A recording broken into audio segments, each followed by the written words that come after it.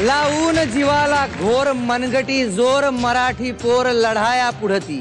लावून जीवाला घोर मनगटी जोर मराठी पोर लढाया पुढती. हृदयात क्रांतीची माळ असत्या जाळ नमविला काळ पाऊले अडती. हा असा आगळा वीर न धरला धीर घेऊनी शीर स्वतः हातात. राखण्या माणसा लाज मराठी बाज भिनवूया आज तुझ्या माझ्यात. नमस्कार.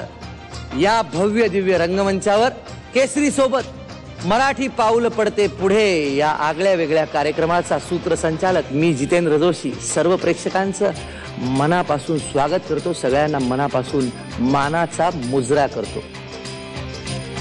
ज्यांच्या अंगी अफाट अचाट कला आहे त्यांच्यासाठी आहे हा मंच. या कार्यक्रमामध्ये मनोरंजन तर आहेच, धमाल मजा मस्ती सुद्धा आहे, पण प्रामुख्याने एक ऊर्जा आहे.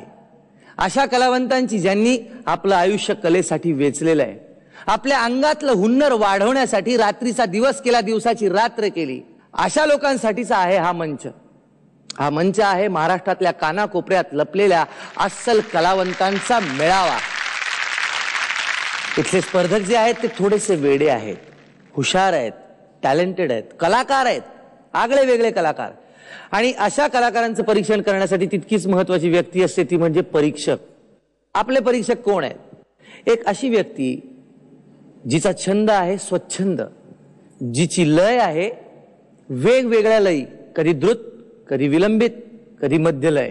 कुठल्या लयी ती व्यक्ती जाईल सांगता येत नाही. ज्यांचं व्याकरण लिखाणाचं तर सोडा, जगण्याचंच व्याकरण वेगळं आहे, अशी एक व्यक्ती, अशी एक अवलिया व्यक्ती.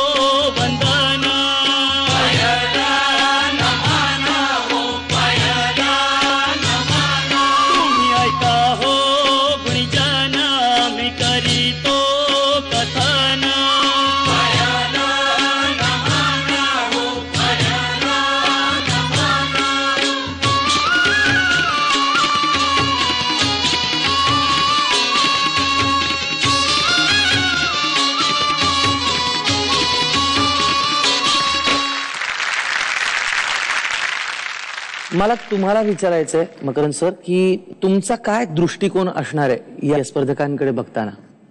मला अशी माणसं हवी आहेत ज्यांच्या कलेची, ज्यांच्या जीवनाची अशी काही गुपितं आहेत, अशी काही त्यांची चिकाटी आहे की ज्याची प्रेरणा आपण उभ्या प्रेक्षक वर्गाला देऊ आणि त्याची चित्र आपण आपल्या घरी बनवू आणि ह्या महाराष्ट्राचं आपण एक नवीन चित्र पाहू.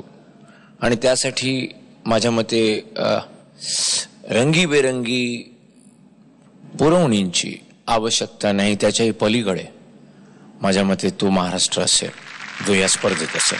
सरस्वतीचं सेवक इथे आहे, तर मग त्याचबरोबर आपल्याला शक्ती हवी आणि शक्तीचं रूप म्हणजे स्त्रीचं रूप. आणि ती शक्ती कशी हवी तर लावण्यवती हवी, जिचं पाऊल, जे मराठी पाऊल विश्वात पोचलेलं आहे, फॅशनच्या जगतात तिने नाव कमावलेलं आहे, अशी एक मराठमोळी लावण्यवती सुंदरी. मोठीवर पाटावर नदीच्या घाटावर पहाटेला साध्यावर ऐरणीच्या भाज्यावर आजवर लपलेला सूर सापडे. राम रगड्यात जगण्याच्या सगड्यात शिवरात डोंगरात घरीदारी हाफिजात कुठेतरी दडलेला हिरा सापडे.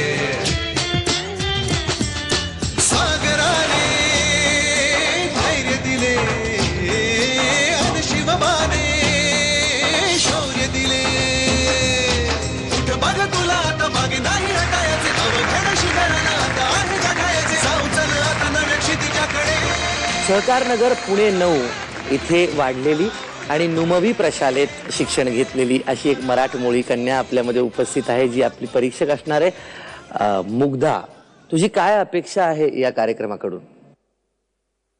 आपल्या महाराष्ट्राच्या कानाकोपऱ्यात जो टॅलेंट लपलेला आहे आणि ज्यांना एक प्लॅटफॉर्म मिळालेला नाहीये त्यांना बघायचं आणि एक मराठमोळी संस्कृती जी लोकांनी टिकवून ठेवली आहे ती मी सुद्धा टिकवायचा प्रयत्न करत आहे. बेसिकली जुनं ते सोनं. तर बघूया कोणी कोणी ही मराठमोळी संस्कृती टिपलेली आहे. तुम्हाला विनंती आहे की तुम्ही विराजमान व्हावं.